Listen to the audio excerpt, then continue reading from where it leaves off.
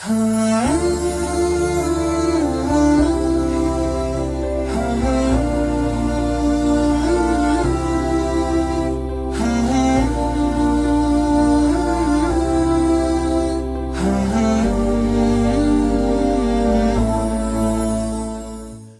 алейкум, кадырман телекөрүүчүлөр, урматтуу мусулман бир туугандар. Улуттук биринчи каналда ыйман сабагы берүү сөз көрсөтүүсүн баштады. Жараткан Алла Таала орозоңуздарды кабыл кылсын. Урматтуу мусулман бир туугандар, урматтуу телекөрүүчүлөр, бүгүн биз назыр кылуу темасында сөз кылмакчыбыз. Ал үчүн биздин студиябызга Кыргызстан мусулмандарынын дин башкармалыгынын үгүт насаат жана жаштар аялдар менен иштөө бөлүмүнүн башчысы устазыбыз Султанали Ажи Гапуров келип отурат. Кош келипсиз. Салам. Султанали Ажи, назыр кылуу деген терминге көп эле багы маани бере бербейбиз да, көбүнчө, бирок жашообузда колдонуп коет экенбиз да. Анан биздин телекөрүүчүлөр деле ушул назыр кылуу деген эмне экенин түшүнүп алса, ал кандай шартты аткарыш керек? Жалпы эле ушул назыр кылуу боюнча бир түшүндүрмө берип кетпейсизби? Рахмат. Бисмиллахир-рахманир-рахим. Алхамдулиллах. Вассалату вассаламу аля расулиллах. Ассаламу алейкум ва рахматуллахи ва баракату. Бүгүнкү кармап аткан орозолорубузду Аллах Таалам кабыл кылган болсун.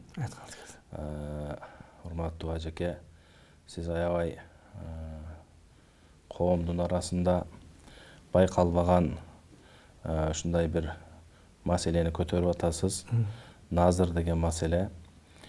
Бул шариятта бар нерсе. Ислам диниде Аллах Таалам адамзатты жаратып, ошо адамзаттын оозунан чыккан ар бир сөздүн, ошол сөздөрдүн түрлөрү бар. Кээде биздин тилибизден, оозубуздан мактоолор чыгат, кээде алкоолор чыгат, кээде кечирим суроо чыгат, кээде бир нерсени суроо чыгат, кээде касам айтуу чыгат, касам маселеси чыгат. Кыскасы, ооздон чыккан сөздүн бардыгынын бир түрү бар. Бир түргө кириш керек алчы. Кээде каргоо бар, кээде какшуу бар дегендей да. Чыккан ооздан чыккан сөзсүз түрдө ошол бир маанинин түрүнө кириш керек. Бул назыр деген нерсе, касам бар, касам ичишет кээ бир кишилер. Ошого окшогондой ооздан чыгып кеткенден кийин аны аткарышка милдеттүү болуп кала турган амал болуп эсептелет. Анан кийин муну этикаттык маанисиде, ишеним маанисиде шариятта назыр кылуудан кайтарган дагы учурлар көп. Албетте мен ойлоймун, сөзүбүздүн жүрүшүндө биз жогоруда айткан маселелер боюнча кененирээк дагы түшүнүк алабыз.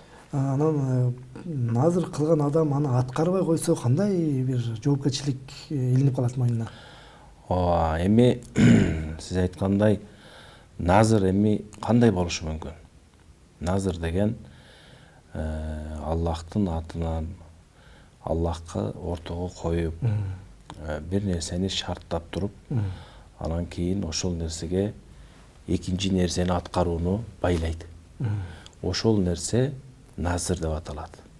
Мисал үчүн айтышы мүмкүн, мен бул назыр эки түргө бөлүнөт. Назыр мутлак болот, анан назыр муайян болот. Муаллак болот. Назыр муаллак дегени бир нерсеге байланган назыр болот. Жөн эле мутлак назыр дегени эч нерсеге байланбайт, бирок адам өзүгө важип эмес болгон, өзүнө милдет эмес болгон нерсени өзүгө милдет кылып алат. Мисалы айтат, мен өмүрүм өткөнчө, же болбосо монча жылга чейин ай сайын 3 күн орозо кармайм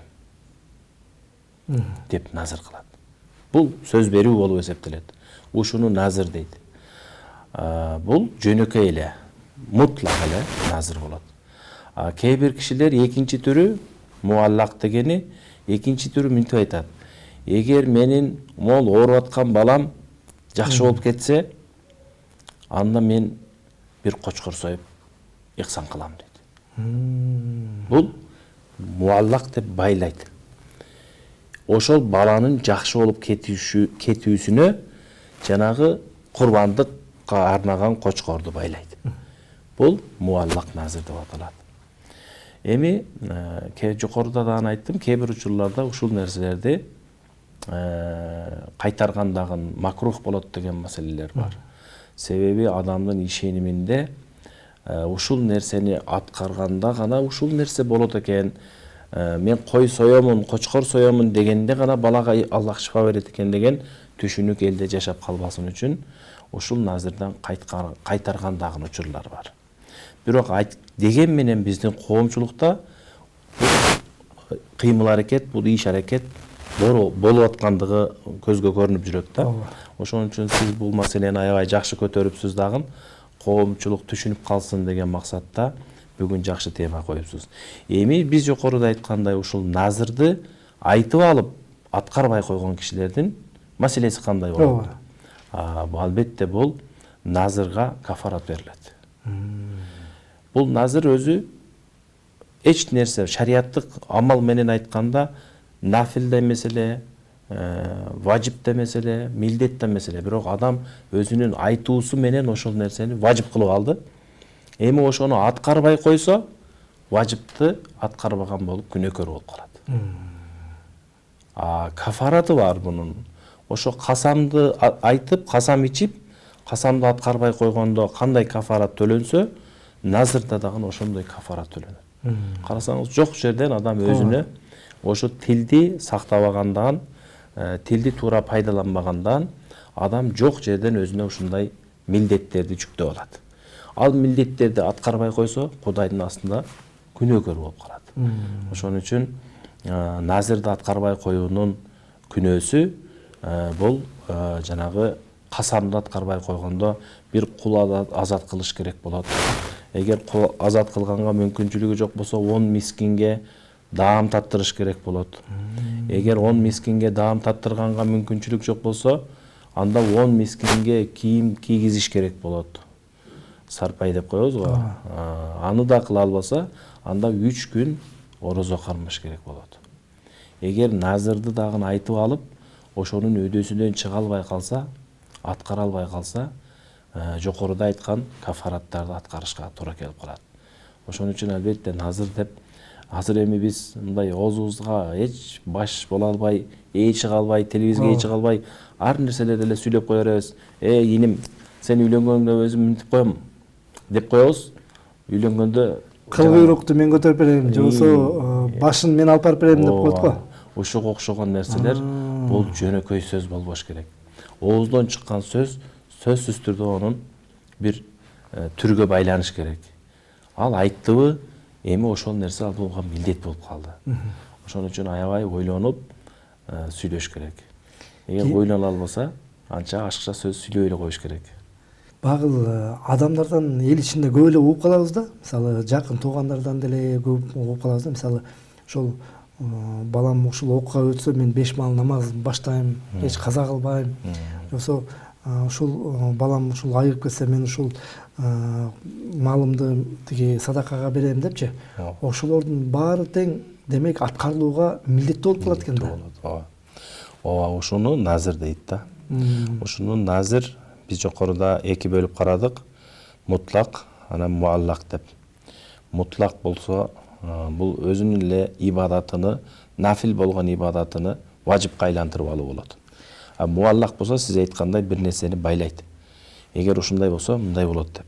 Ошол болгондо бул нерсени андан кылыш керек болот. Сөзсүз түрдө милдетке айланат жанагы. Эгер бир адам бир нече назырды тиленсе, жоксо айтса, кандай болуп калат? Ошон үчүн бул нерсе бардыгын аткарууга тийиш болот да, милдеттүү болот. Өзү негизи назыр кылгандан алыс болгон жакшы.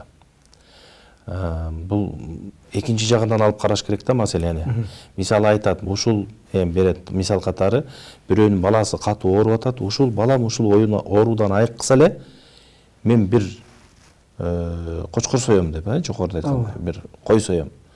Бирок оюнда ойлоп атат, чоң койду ойлоп атат. Кичинекейди ойлоп атат. Бирок ал учурда жанагы ооруунан айыгыштын кызыкчылыгынын себебинен бул киши оюнда кочкорду дагы өтө чоң, кымбат баалуу бир семиз кочкор сойгусу келет да. Ал да этибарга алынат да. Анан кийин бул жерде ошол шарт коюп атат. Ушул жакшы болсо депчи. Бул бакылдан бир нерсе чыгарыштын эле жолу деген да, пайгамбарыбыз кайтарган. Бул назыр менен жакшылык келбейт. Назыр кылып ошон кочкор соём дегениң менен эле бул жакшылык жакшы болуп кетпейт. Буга шифаны Аллах берет. Буга жакшылыкты, сага жеткен жакшылыкты Аллах берет. Бул болгону назыр кылуу бир бакыл, ач көз, көзү тар адамдан нерсе чыгаруунун эле жолу деген пайгамбарыбыз да. Ошон үчүн жанагы кочкорду качан бул оорунун жакшы болушуга байлабай эле, аманчылык жакшы заманда эле сой берип коюш керек деп шарият ушул жагын дагы көрсөтөт да. Ошон үчүн көп назирге көңүл бөлүп бул нерсеге мындай байланып калбаш керек. Биз мисалы үчүн коомчулукка айтарыбыз назыр кылгыла деп үгүттөбөйбүз да. Ушул назирди эгер кылып койсоңор, артында жоопкерчилиги бар. Мындан алыс болгула дегенди дагы айткыбыз келет да. Себеби бардык нерсени назыр кылып байлап, мындай кыла берсек, анда туура эмес болуп калат. Бирок назыр кылбаш керек экен деп, назырдын эмне экенин билбей калсак, анда да туура эмес болуп калат. Ошон үчүн кайсы сөзүбүздөн назыр түшүп калат, кайсы сөзүбүздөн назыр түшпөй калат дегенди ажырата билип жашаган жакшы болот. Назыр Аллахка гана арналышы керекпи же башка бирөөгө да арналса болобу? Өзү негизи бул Аллахтын жолунда болуш керек. Назыр бул башка бирөөгө арналса анда ширк болуп калат ал. Анда өтө маселе оор болуп кетет анда. Чоң кечирилгис күнөө болуп кетет ширк деген. Бул бардык маселе Аллахтын жолунда, Аллахтын ыраазылыгы үчүн, Аллахтын жолунда деп туруп аткарыла турган амалдар болуп эсептелет. Ошондо назыр кылган нерсе өзгөрүшү мүмкүнбү? Мисалы жалантип ниет кылды. Ошо Аллах, ошо мен ушул уулум айыгып кете турган болсо, мен ушул жылкымды, коюмду курбандыкка чалдым десечи. Чаламын десе. Чаламын. Келечекте боло турган келер чак менен айтылат да бул. Анан ошону кайра өзгөртсө болобу? Жок. Жок. Эгер аны көбөйтүшү мүмкүн, же азайтышы мүмкүн. Мен жана сөзүмдө ошону айттым да, айтып аткан учурда ниетинде кандай деңгээл биягында эсинде болсо, ошол деңгээлде кылыш керек. Эгер мисалы мейли ал ошол ойлоп аткан нерсесин аткарды дейли, бирок өзү ойлоп аткан, сиз айткандай, чоңду ойлоп аткан, бирок кичинерээк кылып койду. Анда кандай болуп калат? Назырга өтөт, бирок назырга өтөт. Бирок ошол оюндагындай аткарган жакшы болот. Анда назыр кылуу менен жөн гана ниет кылуунун айырмасы эмнеде анда? Назыр кылбай эле жөн гана ниет кылып койсо. Жөн гана ниет кылуу мисалы үчүн бир киши көңүлүдөн өткөрөт. Эми ушундай бир жакшылык болуп калса, могу быйыл жакшы түшүм алып алса, көлдө картошкалар жакшы болсо, өрүк жакшы болсо, жүрбөсө, өрүк жакшы болсо, алма жакшы болуп, дыйканчылыгыбыз жакшы болуп, жакшы түшүм алып алсак, анан кийин бир бодомал союп, мечиттен элге таратып койсок деп жөн эле көңүлүдөн эле өткөргөн болсо, бул назыр болбойт. Назыр болуш үчүн бул оозудан ушул сөз чыккан болуш керек. Лас биз ошо башынан айтып атпайбызбы? Оозунан чыккан сөздүн бир нерсеге байланган нерсеси болуп, анын өкүмү болуш керек деп. Бул оозунан ошол сөз чыкса, бул назыр болуп калат. Мындай кыламын деп айтса. Эгер жөн эле көңүлдөн ушундай болсо, иншалла Аллах ушуга жеткирген болсо, ушундай кыламын деп көңүлүдөн эле өткөргөн болсо, бул ушул ниеттенүү болуп эсептелет. Бул назыр эмес. Эгер назыр кылып койду адам, аны белки жакындар же балдар угуп калды, бирок ал адам өтүп кетти. Аны кимдер, кайра балдар аткарып тийиш болот? Балдар аткарып койсо жакшы болот. Себеби Аллах субханаху ва таала Кур'ан аяттарында айтат: "Астагфирулла, юфуна бин назри ва яхафуна яуман кана шарруху мустатира." Аллах таала ошо мусулмандар өздөрү назыр кылган нерсесине вафа кылышат, аткарышат деп мусулмандарды ошентип сыпаттайт да. Ошон үчүн бул назырды негизи алыс болгон жакшы, бирок айтып койгондон кийин аны кылыш милдеттүү болот, аны аткарыш керек. Эгер ошо аткара албай бул дүйнө менен коштошуп кетсе, сиз айткандай, балдар аткарып койсо жакшы болот. Анда назырдын ордуна анда садака берсе болобу, болбойбу? Жок, бул назыр өзүнүн ордунда кетет. Назырдын ордуну садака берүү, ихсан кылуу деген нерсе толтура албайт. Назыр кандай айтылган болсо, ошол нерсени жасаш керек. Ошондо назыр өзүнүн ордуну табат. Демек, бул ниеттен эмес, жүрөктөн эмес, бул тилден чыккан сөз назыр болуп эсептелет экен да. Ооба. Сөз түрдө муну айтууда этият болуш керек экен да адамзат. Ооба. Ошон үчүн сүйлөп атканда киши абайлаш керек да.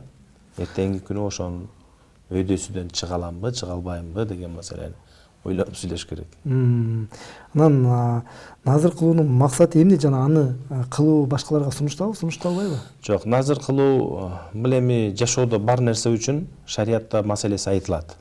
Жашоодо бар нерсе, бул нерсени алып сала албайбыз. Бирок коомчулукка, жамурай журтка, мусулмандарга назыр кылгыла деп үгүттөө жок.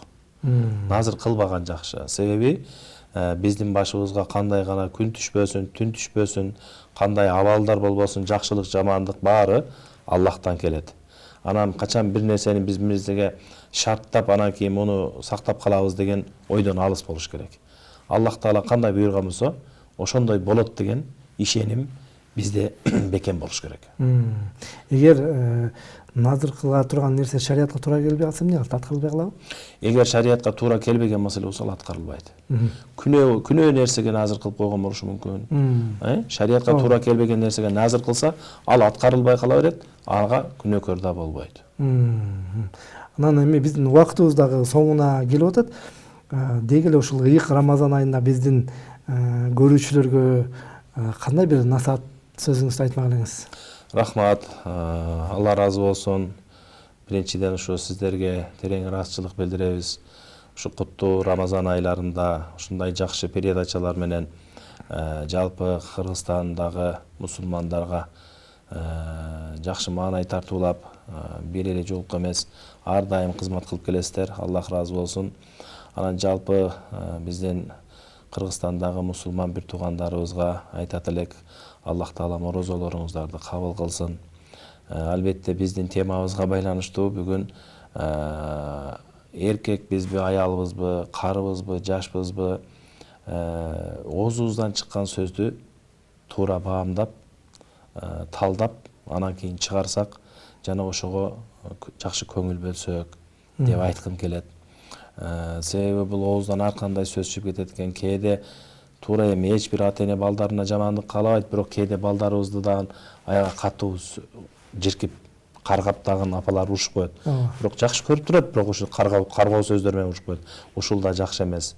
Ошондуктан орозодо, Рамазанда оозубузду, тилибизди кандай тийип аткан болсок, Рамазандан кийинки жашообузда дагы ошондой тилибизге бекем, оозубузга бекем, сөзүбүзгө бекем болуп жашайлы деп жалпы жамаатты Рамазан айыңыздар маарек болсун деп айткым келет. Чоң рахмат. Жараткан Алла Таала сизден ыраазы болсун, орозоңуз кабыл болсун. Биздин студияга убакыт бөлүп келип бергениңиз үчүн терең ыраазычылык билдиребиз. Рахмат. Ал эми урматтуу телекөрүүчүлөр, биздин убактыбыз дагы соңуна келип жетти. Улуттук 1-каналда иман сабагы берүүсү болду. Бүгүн биз ошо назыр кылуу темасына сөз кылдык. Биздин студиябыздын коногу Кыргызстан мусулмандардын дин башкармалыгынын даават, үгүт насаат жана жаштар аялдар менен иштөө бөлүмүнүн башчысы Султанали Ажы Гапуров устазыбыз болду. Аны мен Максат Атабаев алып бардым.